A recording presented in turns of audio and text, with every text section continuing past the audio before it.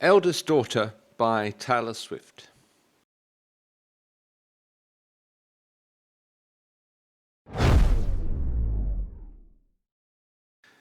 And so we come to track 5 of The Life of a Showgirl. And track 5 is always supposed to be one of Taylor's most vulnerable songs.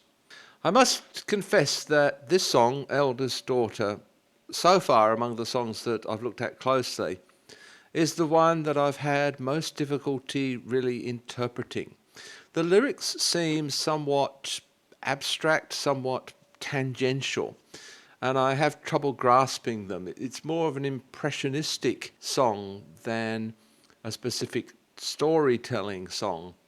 And even having listened to Taylor talk at some length about this song, I still actually struggle to understand what she's getting at here. So join me as I try to muddle my way through these lyrics.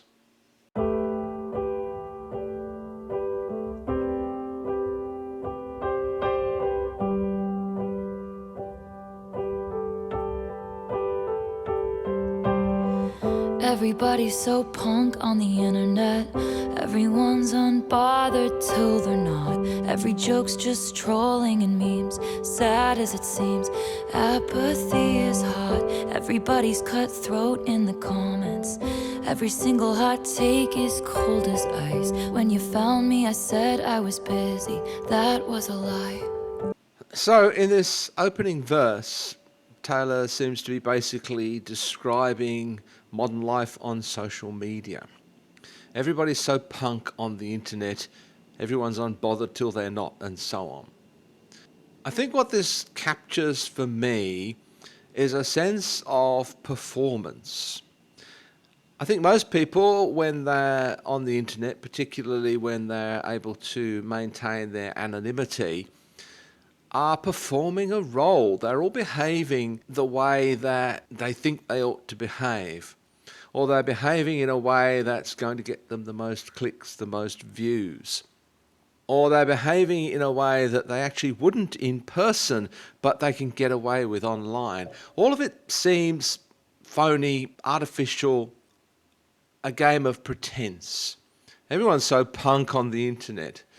This persona that you can project through your various postings, it's not the real you. Anybody can be like that on the internet. Everybody's unbothered till they're not. I think this ties in with the idea of being cool that Taylor mentions later. It's cool not to be bothered by things. And I think Taylor herself tries to be that. She tries in her public persona to show a face that is unbothered by all the criticism. And yet, I think we know that it does actually get to her. And I don't think there's actually anything wrong with that. But we're all expected to put on this particular persona. Every joke's just trolling and memes. Somehow there's a sense that even often the humour that people express, the jokes that people make on the internet, they're not actually jokes, they're actually barbs. They're actually attacks disguised as humour. Again, this sense of affront. Sad as it seems, apathy is hot. I think this ties in with the idea of being unbothered a little bit. Who cares?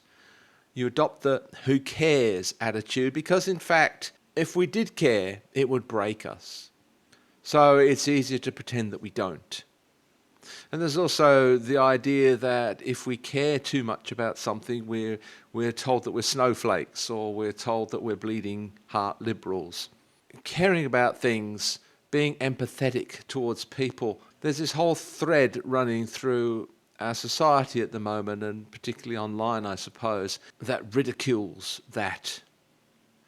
When you found me, I said I was busy. That was a lie. There's an overall question regarding this song as to whether or not it's addressed to Travis Kelce. My inclination is to say that it is. Someone I read somewhere made an interesting suggestion that she's in fact addressing these words to her younger self, and maybe that's an interesting idea to play with, but I think she's probably addressing them to Travis. I think this is Taylor opening her heart to Travis. When you found me, I said that I was busy. Again, being busy is seen as a mark of value, of worth.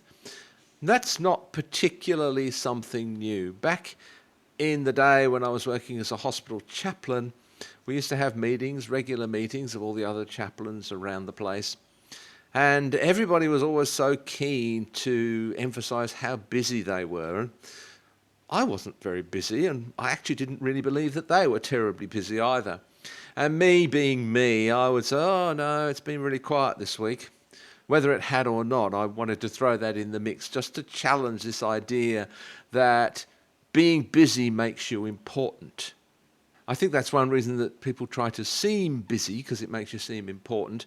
And one of the reasons why people try to be busy is to fill the emptiness. They can't really cope with downtime. They don't know what to do with themselves in downtime. So when you first found me, maybe Travis, I said I was busy. That was a lie. I mean, it's hard to imagine Taylor not being busy. And I'm sure that there are times when she's frantically busy. But the idea that she didn't have time for this person was a lie, and it was probably a self-defensive lie. So I suppose this first verse is all about not being yourself, not being honest, putting on a persona, putting on an act. And as a public figure, that's something that Taylor often has to do, but there's a tendency for us all to do that on the internet. It provides us with an opportunity to say and do things that we wouldn't do and say if people knew it was actually us. We wouldn't do it in person. Although maybe that's leaking back into real life as well now. It's kind of a scary thought. I'm not entirely sure about anything that I've said about that verse here, but that's my feeling as I go through it now.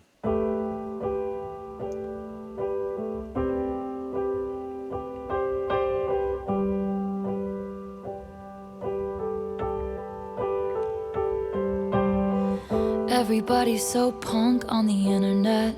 Everyone's unbothered till they're not. Every joke's just trolling and memes. Sad as it seems, apathy is hot. Everybody's cutthroat in the comments. Every single hot take is cold as ice. When you found me, I said I was busy. That was a lie. I have been afflicted by a terminal uniqueness. I've been dying just from trying to seem cool. So here we have this short pre-chorus, just 2 lines. I have been afflicted by a terminal uniqueness. I've been dying just from trying to seem cool. This phrase, terminal uniqueness, is borrowed from the world of addiction. It's the idea that the problems you're struggling with are so special, so unique, that what normally works for people is not going to work for you. It's kind of the excuse we make. If you've ever worked with people struggling through things, they're often resistant to treatment, resisting to finding answers to solutions. And if you propose something, they will say, oh yeah, I tried that, it didn't work for me. It's this idea that somehow we're the exception to the rule. Personal exceptionalism is another term that's used for this. And it can be a way of avoiding help. This is not going to work for me because I'm different. There are any number of ways in which we can experience this personal exceptionalism, this terminal uniqueness. And Taylor doesn't really specify here in the song what her particular terminal uniqueness is, what her particular exceptionalism is.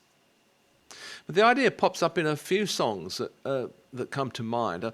I don't know whether you know the Scottish band Biffy Clyro, but in a song of theirs called Witch's Cup, Simon Neil sings, I know we all die, I just hope that there's one exception. We always hope that we are going to be the exception.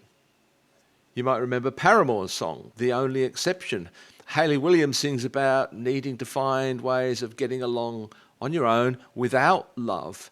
She's promised that she won't ever sing about love if love doesn't actually exist, but then she meets someone who is the only exception. I think this often happens in relationships, that somehow we think this relationship is going to be different. It doesn't matter how many times it's failed in the past, even what we've done has failed in the past. This time it's going to be different. My experience is going to be unique. I'm not going to fall into the traps that other people fall into. In Foolish One, Taylor herself, in talking about an illicit romance, she understands the risks of that romance. She understands that it's probably not going to work, but she constantly has to tell herself, you are not the exception. Because that's what we want to say to ourselves.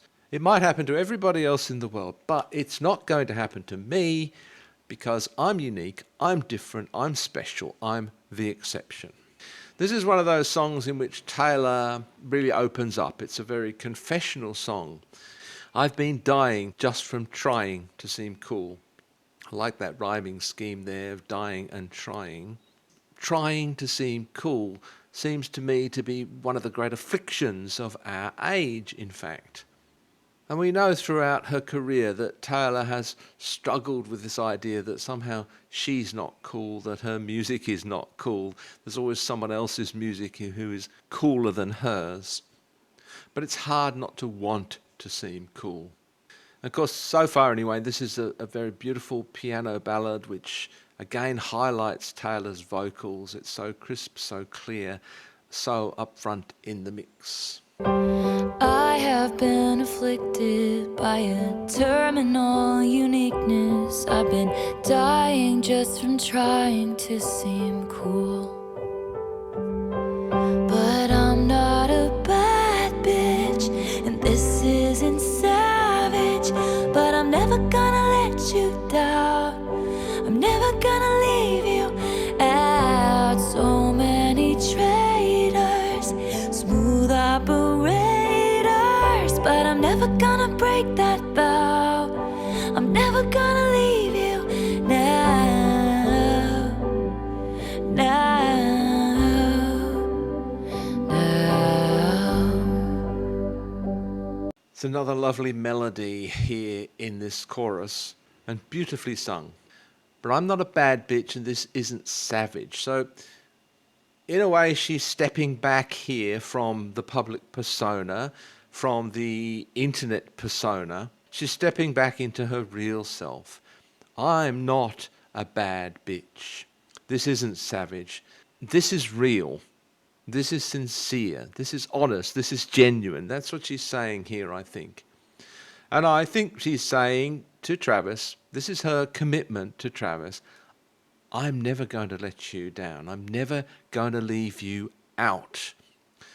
Taylor's very good at including people in social settings. She's very aware of social dynamics, and she's always bringing people into the conversation, inviting people in, encouraging them. She's extraordinarily good at doing that. And I'm sure she applies that too in her more intimate personal relationships. She's never going to leave him out. She's never going to ignore his needs. So many traitors, smooth operators. I think we're back here to the phoniness of so much social interaction, particularly online, but also in person. But I'm never going to break that vow. This is Taylor's irresistible impulse to commit herself to a relationship. I'm never going to break that vow. I'm never going to leave you now, now, now. And it's beautifully sung. And this is so open and vulnerable. But I'm not a bad bitch, and this isn't savage. But I'm never gonna let you down. I'm never gonna leave you out. So many traitors, smooth operators, but I'm never gonna break that vow. I'm never gonna leave you now, now, now.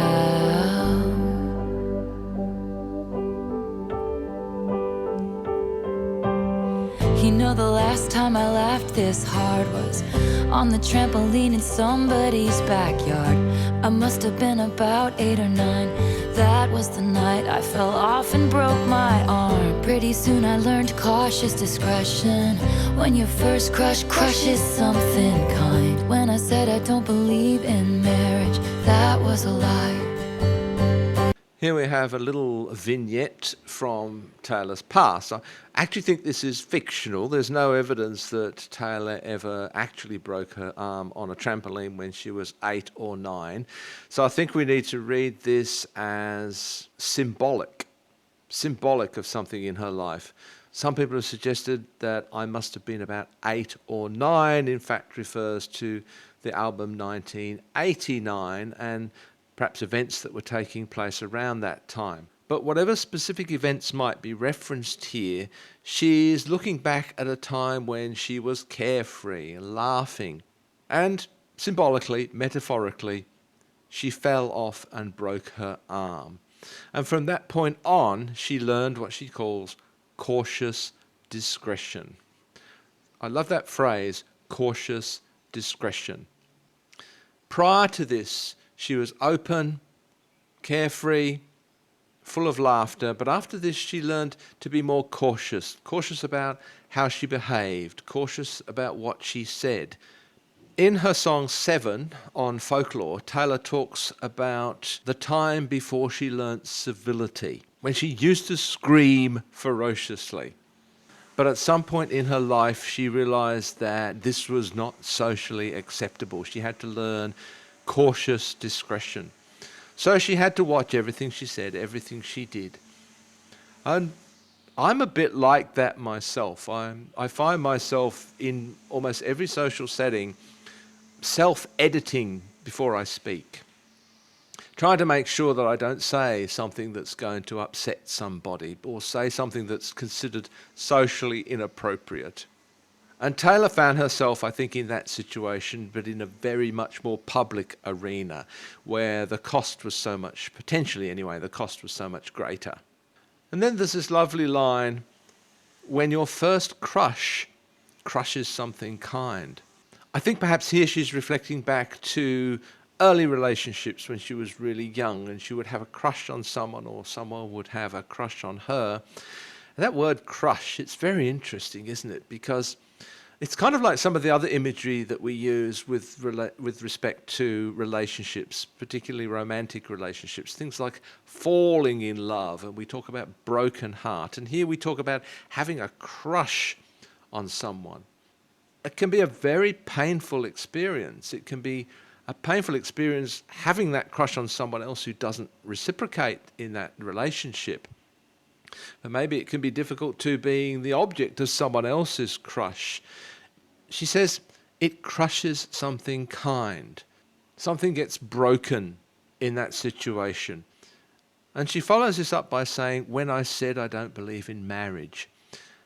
Again, this is like the earlier line when I said I was too busy.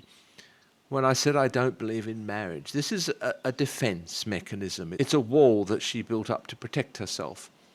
Marriage seemed such a remote possibility that she decided to pretend that she didn't believe in marriage anymore, that it wasn't what she wanted. But that was a lie. It's what she's wanted all along.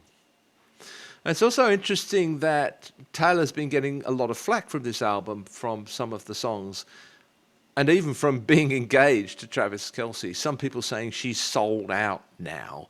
She's become conservative. She's betrayed feminism, all that sort of absolute crap balderdash that people say. So it was safer. It was more cool to pretend that you didn't want to get married, that you didn't need someone. It's not considered cool to need someone or something. You have to be so completely independent, so completely self-reliant that to need something or want something or to admit that you do is to admit to a kind of weakness. Here in this song, she's actually opening up. She's allowing herself to be vulnerable. She's allowing herself to want these things, even if it means that you don't look cool, even if it means that people are going to attack you. You know, the last time I laughed this hard was on the trampoline in somebody's backyard. I must have been about 8 or 9. That was the night I fell off and broke my arm. Pretty soon I learned cautious discretion. When your first crush crushes something kind. When I said I don't believe in marriage, that was a lie. Every eldest daughter was the first lamb to the slaughter. So we all dressed up as wolves and we looked fire. I apologise for the sound of a lawnmower in the background if you can hear that. I noticed that on, I think, my previous video as well. I didn't actually notice when I was recording. There's not a lot I can do about it. We have some very enthusiastic people around here who like mowing their lawns. Every eldest daughter was the first lamb to the slaughter. Let's think about this idea for a moment, every eldest daughter. The first thing that it does for me is throw me back in time a couple of 100 years. I feel myself taken back to the time of Jane Austen, the Bronte sisters. At that time, the role of an eldest daughter was very special. She would often have special responsibilities in the household or across the estate if it was a wealthier person. But they would also, for instance, have the responsibility of looking after elderly parents or looking after younger siblings. Even today, when you look around, I think you'll find that as parents become elderly, it's usually the eldest daughter who is left with the responsibility of caring for them. And I'm sure in larger families, the eldest daughter still plays a very significant role in caring for the younger children. But my initial response to this was to be thrown back into an earlier era. There is actually something kind of loosely referred to as the eldest daughter syndrome. It's not a real psychological condition, it's just a set of characteristics that tend to develop amongst women who are eldest daughters. They might exhibit some characteristics such as being more responsible, more independent, more caring. They may carry more stress, be more anxious and so on. They may feel the need to be a people pleaser. But it could also lead to having a leadership position in society. It's not all negative. But there are, loosely speaking, a set of traits that go with this idea of being an eldest daughter. And here I think Taylor's not only using this in a strictly familial sense, but in a more metaphorical sense, I think, of being, these days anyway, of being the eldest amongst a whole bunch of female artists, musical artists. She's not, strictly speaking, the eldest, but she is in a position of power, of dominance that maybe gives her more responsibility than she would otherwise have. So maybe she's here also talking about the role of mentor. Maybe it's not a coincidence that we have some more family imagery here. We noted that in Father Figure and also in the previous song, Opalite. And here we're continuing with some family imagery, talking about the eldest daughter here. Perhaps using it literally, but perhaps also using it metaphorically to reference an older woman who takes on certain responsibilities, certain mentoring duties. I think the idea of the father figure carries some of those mentor ideas, but in a fairly negative context.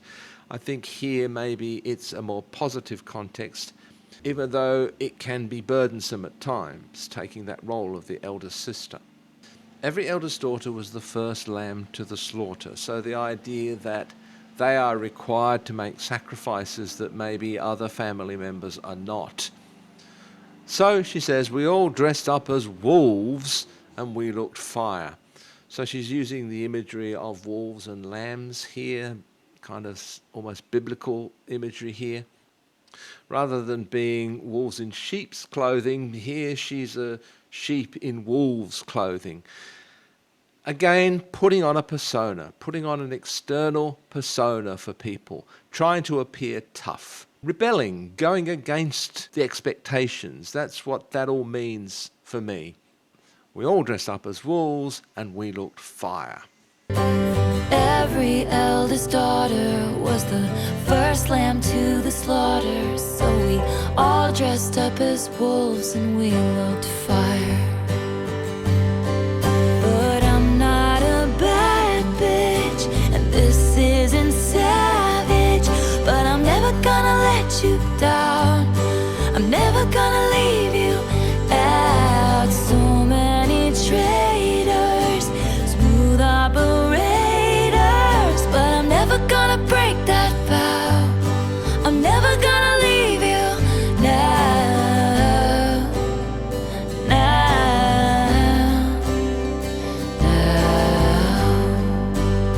The song's just building slowly, very slowly, vocals being added, more instrumentation being added. I just wanted to make another comment about this opening line of the chorus, but I'm not a bad bitch. There are plenty of people around who have been prepared to call Taylor a bitch. But again here she's opening herself up, making herself vulnerable. She's not really a bitch, she's not savage. This, she says in the chorus, is who I really am. I'm never going to let you down. Now we move on to the bridge. We lie back, a beautiful, beautiful time lapse. Ferris wheels, kisses and lilacs, and things I said were dumb, 'cause I thought that I'd never find that beautiful, beautiful life that shimmers that innocent light back, like when we were young. And it's another simply beautiful bridge. Absolutely superb. What a brilliant melody. This album is packed with great melodies. Some of the early reviews that I saw of this album made comments like there were no interesting or catchy melodies. I don't know what planet those people are on or whether they need their hearing tested, because this album is just full of melodies that just grab you straight away. They're just beautiful. And this is no exception. And the lyrics are just as beautiful here.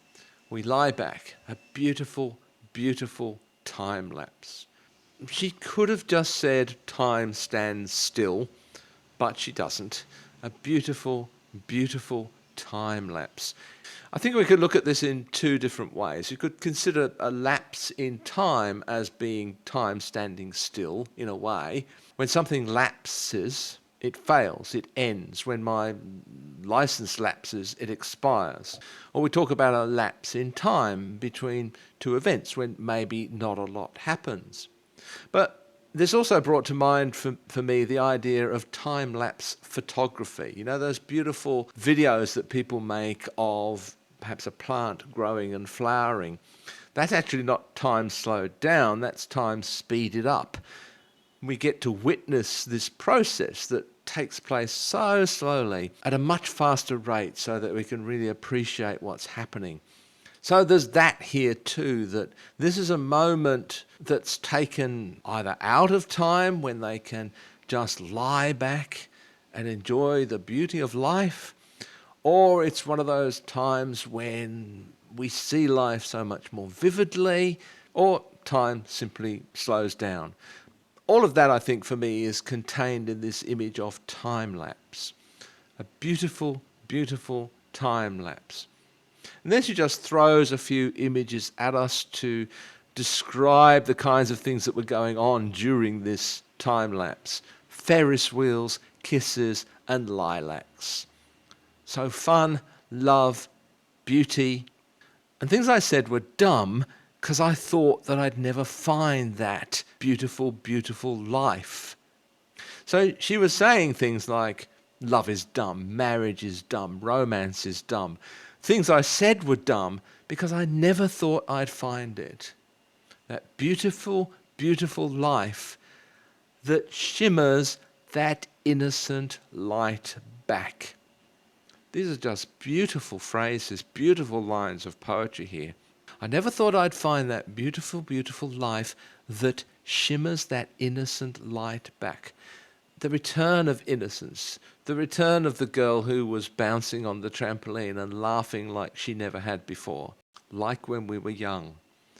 So the return of innocence, the return of childhood, the acceptance of dumb things. Maybe when she says, and things I said were dumb, she's not only referring to things she said before that were dumb, that she sees were dumb now, but she's just free to say dumb things in this moment of freedom, intimacy, and trust with this other person. It's just a beautiful image of this carefree period. We lie back, a beautiful, beautiful time lapse. Ferris wheels, kisses, and lilacs, and things I said were dumb, 'cause I thought that I'd never find that beautiful, beautiful life that shimmers that innocent light back, like when we were young. Every youngest child felt they were raised up in the wild, but now you're home. These little pre-chorus lines, they're only 2 or 3 lines, but they're really nice. Now, when she's addressing, presumably, Travis again, every youngest child felt they were raised up in the wild, but now you're home. So she's gone from the eldest daughter to the youngest child.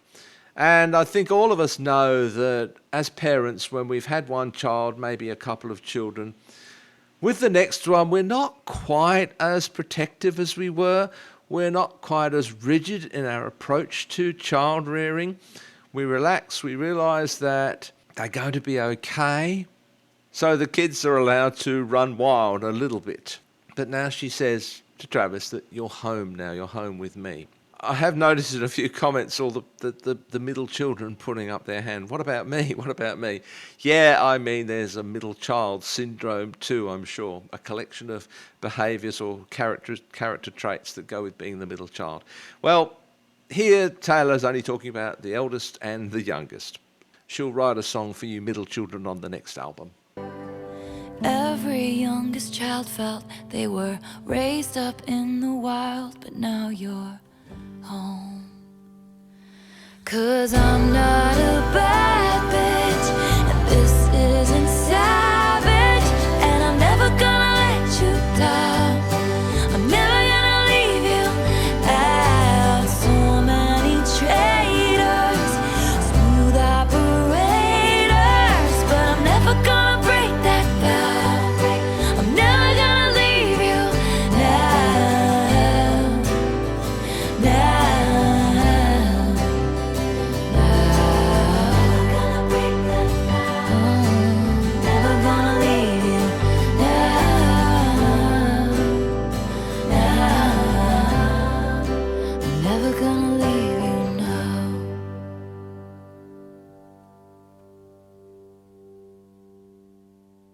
So there we have it, Eldest Daughter by Taylor Swift.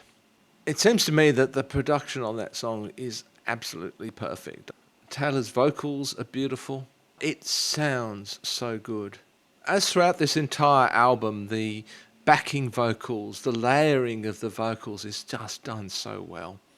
I don't think I have a lot more to say about the song. I think I've covered pretty much everything.